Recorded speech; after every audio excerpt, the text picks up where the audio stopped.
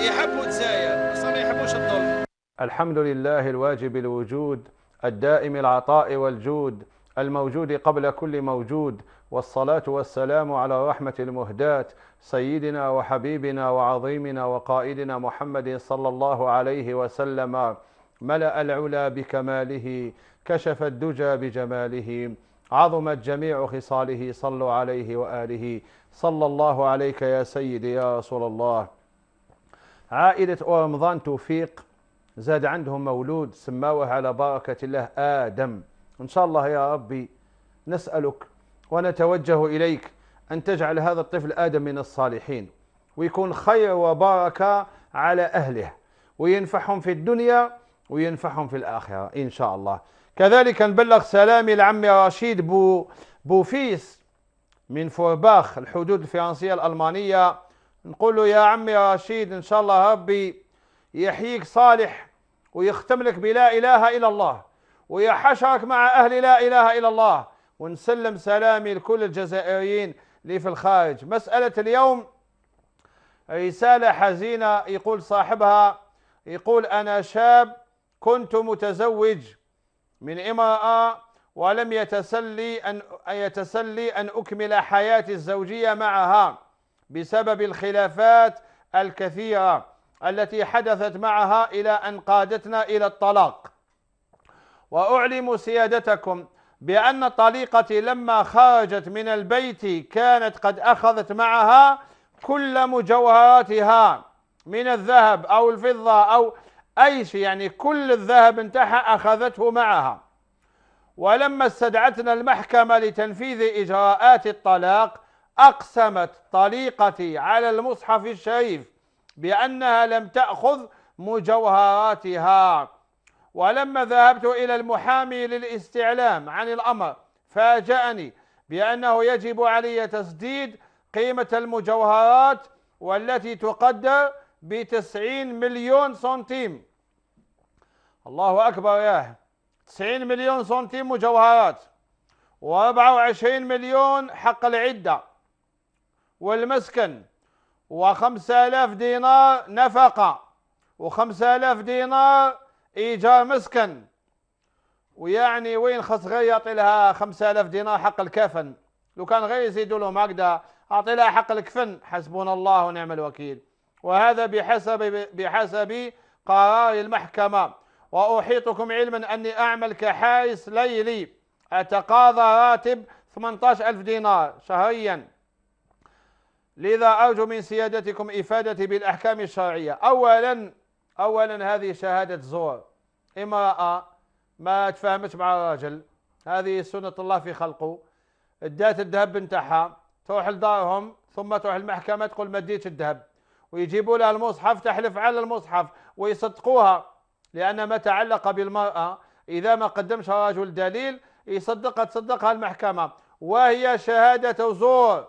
هذا المرأة لازم تتقي الله وما تحشميش في الدنيا. روحي ليهم صلحي الخطأ، قولي له يا سيد القاضي أني كذبت عليك وقلت بلي ما اديتش الذهب وأني نخاف ربي، ولكنني اديت الذهب نتاعي. لذا أرجو من سيادتك إفادتي بالأحكام الشرعية لموقف كهذا. والله المصحف اللي حلفتي عليه إنه يلعنك. قال صلى الله عليه وسلم رب قارئ للقرآن والقرآن يلعنه. هكذا كنت ديتي يدك على المصحف وحلفتي باللي ما اديتيش الذهب وانت اديتيه. الناس ممكن تغلطيهم ولكن ربي سبحانه. لذلك اتقي الله يا أختي، اتقي الله. ما تغلبيش راجلك بالكذب، ما تغلبيش بالباطل، ما تغلبيش. عجبتني واحد المرأة مطلقة حكمت لها المحكمة بالنفقة والمسكن، لكن هي اتصلت براجلها قالت له أنا نسكن عند بابا ما نسحقش دراهم تاع المسكن. يعني شوف هي خافت ربي سبحانه. إذن عليها أن تتقي الله هذه المرأة وتعيد الدراهم لهذا الرجل. سائل يقول من سكان الحامة ولاية الصيف يا حما أبو زيان، من فضلكم أجيبونا على السؤال التالي: ما حكم القراءة على الأموات في بيت الميت؟ القراءة على الميت وإهداء ثواب القرآن جائز في بيت الميت ولا في بيتك ولا في بيت الجيران ولا في المقبرة، لا يهم أين ستقرأ القرآن، المهم أنك اهدي الثواب. قل اللهم اجعل ثواب هذا القرآن لفلان بن فلان، فإنه يصله وينفعه، وربي أكرم من أن ما يوصلش الهدية، ربي يوصل الهدية. سؤال آخر: وما حكم الأطعمة التي تقدم للفقراء والمساكين في بيت العزاء ولكل الوافدين دون استثناء؟ يجوز ولا شيء في ذلك، المهم ينويها صدقة على الميت، والصدقة هذه كما تنفع الفقير يجوز واحد آخر يأكل، واحد عابر سبيل، الضيف، يجوز، لا شيء في هذا، لا شيء في ذلك. هذا السائل يقول: عندي مبلغ من المال وعن قريب سوف يدور عليه الحول، ولكن علي ديون لم أسددها. سؤالي: هل أخصم الديون من المال؟ نعم، الديون لك مسلفها وهي ماشي نتاعك ما تحسبهاش من المال. عندك 100 مليون وعندك 20 مليون مسلفها، تزكي 80 مليون. عندك 30 مليون مسلفها، تزكي على 70 مليون. لا تزكي إلا على مالك الحقيقي اللي تملكه، هذاك هو اللي تزكي عليه. أما اللي مسلفه ديون تاع الناس لا تزكي عليها، مع العلم أنني موظف وأتقاضى راتب شهري، ولكن الديون أكثر من راتب الشهري، لا يهم أن تكون الديون أكثر من راتبك. المهم وش عندك مال، أحسب وش عندك دراهم في الخزانة، في جيبك، في الحساب نتاعك في البنكة، أحسب كاع وش عندك وزكي على دراهمك. المال اللي راك مسلفه ماشي نتاعك، كي تلايمو عاود الدراهم لصاحبه. فهمت ولا ما فهمتش؟ سائل يقول: أنا موظف في مؤسسة عمومية، يمنعني المسؤول في العمل من أداء الصلاة لوقتها في المكتب، فماذا يجب علي أن أفعل؟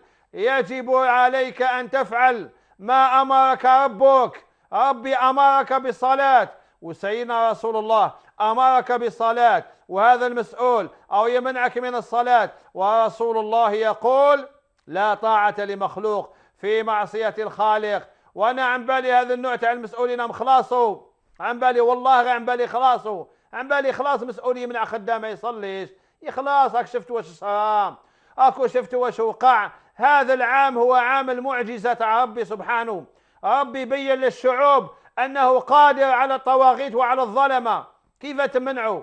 اسمع ملا أيها المسؤول واش يقول ربي: أعوذ بالله من الشيطان الرجيم.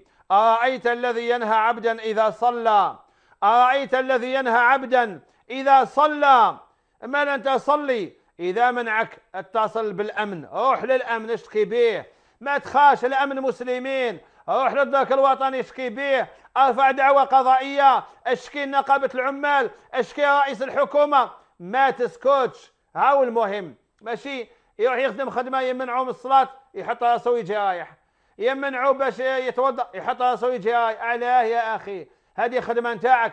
ارفع شكواك في بلد مسلم، والجزائر بلد مسلم يحكمها المسلمون. إذا جت شكوى للقاضي أن صاحب العمل يمنعك من الصلاة راح يوقف معك. والسلام عليكم ورحمة الله وبركاته.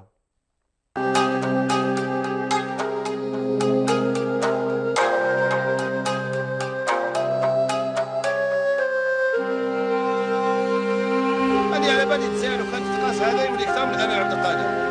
يحبوا تزاير بس ما يحبوش الظلم.